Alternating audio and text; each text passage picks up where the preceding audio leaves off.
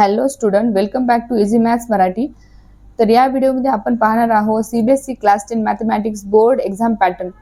Board एक्झामचं pattern कसं असेल हे आपण इथे पाहूयात. तर CBSE class 10 mathematics board examination consist of 80 marks for the written examination and 20 marks for internal assessment. तर 10वीच्या बोर्ड एक्झाममध्ये 80 मार्क्स हे रिटन एक्झामिनेशनसाठी राहणार आहेत आणि 20 मार्क्स हे इंटरनल मार्क्स तुम्हाला राहतील. तर त्यामधील क्वेश्चन कसे असतील ते आपण पाहू. रिटन एक्झामिनेशन पॅटर्न आपण पाहूया. त्यातील क्वेश्चन नंबर 1 राहील एमसीक्यू बेस्ड क्वेश्चन. त्यातील प्रत्येक क्वेश्चनला 1 मार्क्स राहतील आणि तसे 20 क्वेश्चन एक्झाम मध्ये येतील. सेकंड आहे शॉर्ट आन्सर टाइप क्वेश्चन 1. त्यातील प्रत्येक क्वेश्चनला 2 मार्क्स असतील असे 5 क्वेश्चन एक्झाम मध्ये येणार आहेत. थर्ड आहे शॉर्ट आन्सर टाइप क्वेश्चन. त्यातील प्रत्येक क्वेश्चन हा 3 मार्क्स राहील आणि असे 6 क्वेश्चन तुम्हाला बोर्ड एक्झाम मध्ये येतील. नंतर लास्ट आहे लॉंग आन्सर टाइप क्वेश्चन्स. त्यातील प्रत्येक क्वेश्चन हा 5 मार्क्स साठी येणार आहे आणि असे 4 क्वेश्चन तुम्हाला एक्झाम मध्ये येतील. तर टोटल 80 मार्क्सचा हा रिटन एक्झाम राहणार आहे सीबीएसई पॅटर्नची.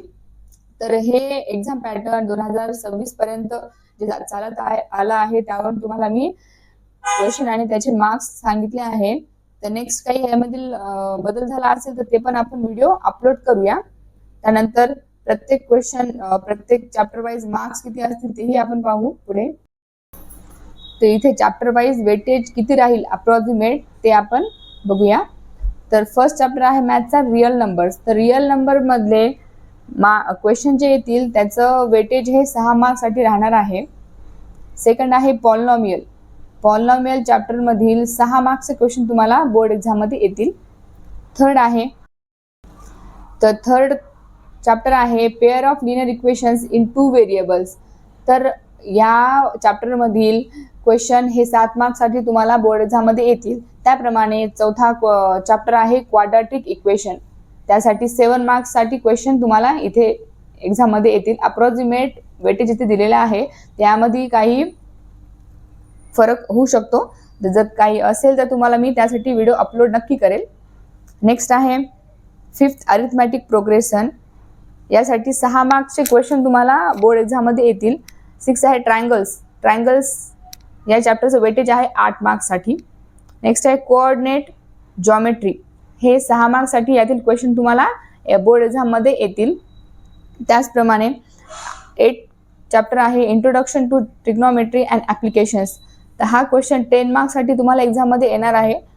9th आहे सर्कल्स हा चॅप्टर 3 मार्क्स साठी एक्झाम मध्ये येणार आहे. 10 चॅप्टर आहे एरियाज रिलेटेड टू सर्कल. तर यामधील किती मार्क्स साठी क्वेश्चन तुम्हाला एक्झाम मध्ये येतील अप्रॉक्सिमेटली 4 मार्क्स. ओके. नंतर आहे सरफेस एरिया अँड व्हॉल्यूम्स. तर यातील 6 मार्क्स साठी क्वेश्चन तुम्हाला एक्झाम मध्ये येतील. नेक्स्ट आहे 12 चॅप्टर आहे स्टॅटिस्टिक्स. तर या चॅप्टरचं वेटेज आहे 5 मार्क्स. आणि लास्ट आहे प्रोबॅबिलिटी मधील क्वेश्चन तुम्हाला 2 मार्क्स साठी एक्झाम मध्ये येतील. तर हे 2026 पर्यंत आतापर्यंत जे वेटेज चाललं आहे ते तुम्हाला मी इथे एक्सप्लेन केले. ते याच्यामध्ये काही डिफरन्स समजा झाला, काही बदल झाला तर ते त्यासाठी सुद्धा व्हिडिओ मी अपलोड करणार आहे. ठीक आहे. त्यासाठी तुम्ही काय रेफर करणार आहे.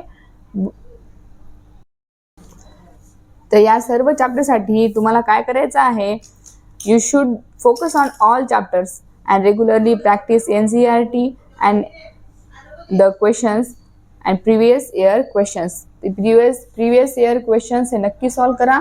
तुम्हाला 100% सक्सेस भेटणारच आहे, कारण प्रॅक्टिस आपण या प्रत्येक चॅप्टरवर करणार आहोत. प्रत्येक चॅप्टरचे थेरम, प्रॉब्लेम, सोल्युशन्स सगळं काही ते घेणार आहोत.